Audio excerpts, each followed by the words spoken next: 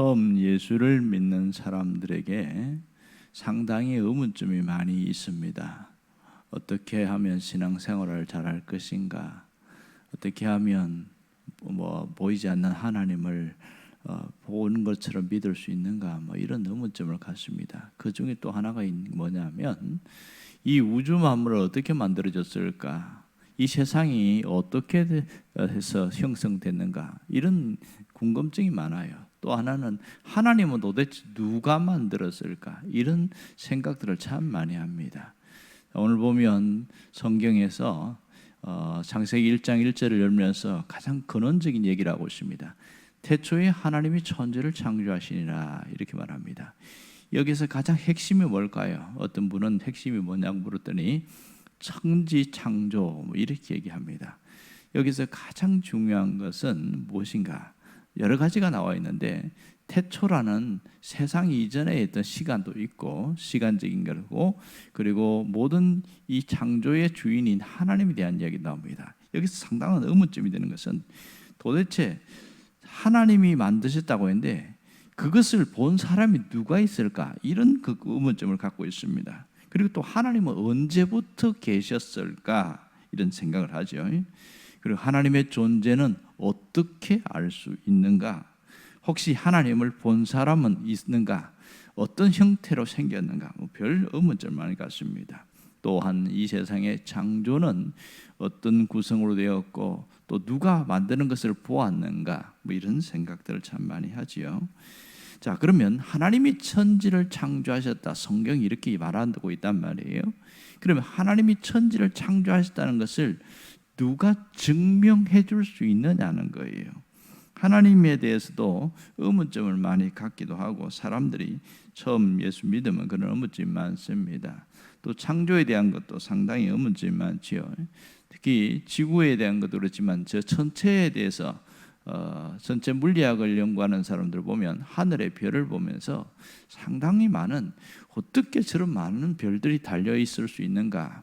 어떤 경우는 이 지구 말고 전체 이 태양계를 중심으로 하는 별들이 굉장히 많은 것을 측정하고서 어떻게 저렇게 많이 만들어 놨을까?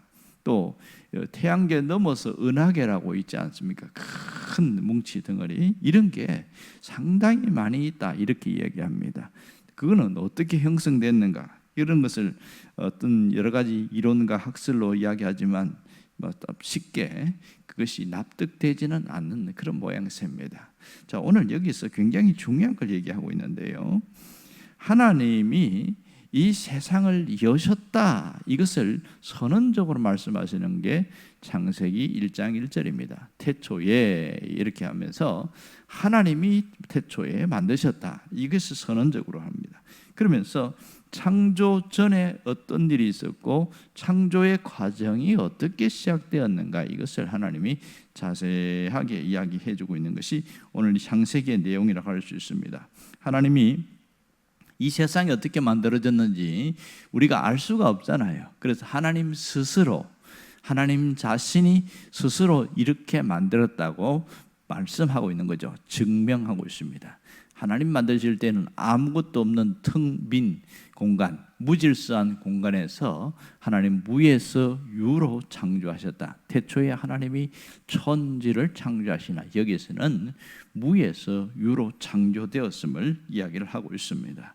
자, 그 다음에 보면 이 창조의 과정이 있기 전에 보면 상당히 이게 혼돈 속에 있었다. 2절에 보면 상당히 혼돈 속에 있었다는 것을 알 수 있고요.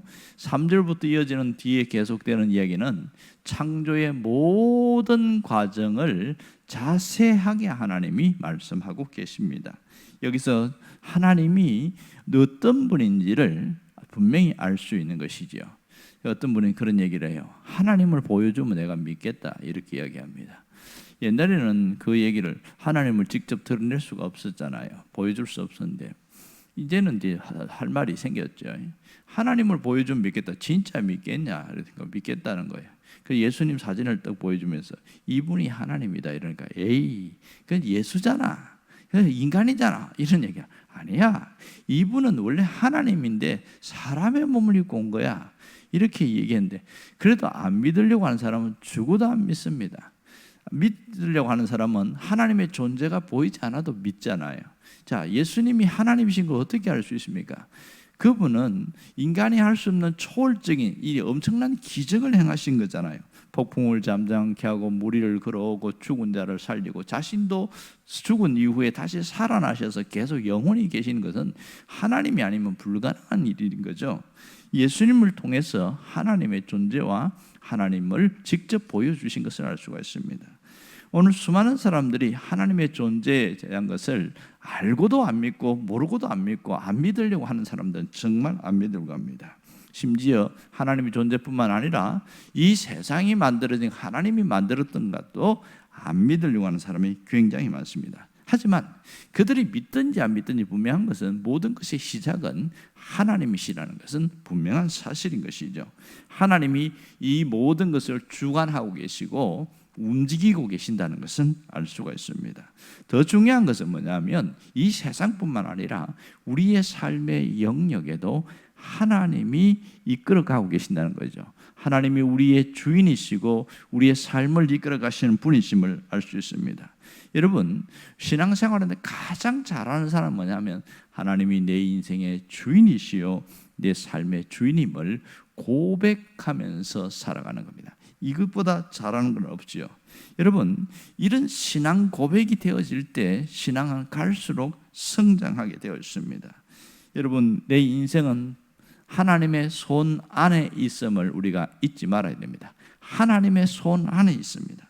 자, 모든 시작과 과정에 하나님의 손 안에 있다는 것은 그분을 신뢰하고 그분께 의탁하고 그분께 맡기고 나아가는 삶을 살아가라, 그 얘기를 하고 있는 것이죠. 여러분, 모든 삶의 핵심은 하나님께 있습니다. 그러면 우리가 어떻게 살아야 되냐? 하나님과 함께 살아가는 신앙생활, 이것이 가장 소중한 거죠. 하나님을 의식하고 살아가는 것을 하나님과 함께 살아간다, 그렇게 표현하고 있습니다. 여러분, 이것을 신앙으로 하나의 핵심을 딱 정리하면 창조신앙 이렇게 표현합니다. 하나님과 함께하는 임마누엘 신앙, 이런 식으로 표현할 수 있겠지요. 오늘 창세기 1장 1절에서 우리에게 보여주는 중요한 메시지는 바로 이겁니다. 하나님이 내 삶의 전부가 되게 하라. 이것이 우리가 붙들어야 할 메시지인 거죠. 오늘 우리가 하나님이 내 삶의 전부가 되게 해달라고 그런 기도가 있기를 간절히 바랍니다. 기도하겠습니다.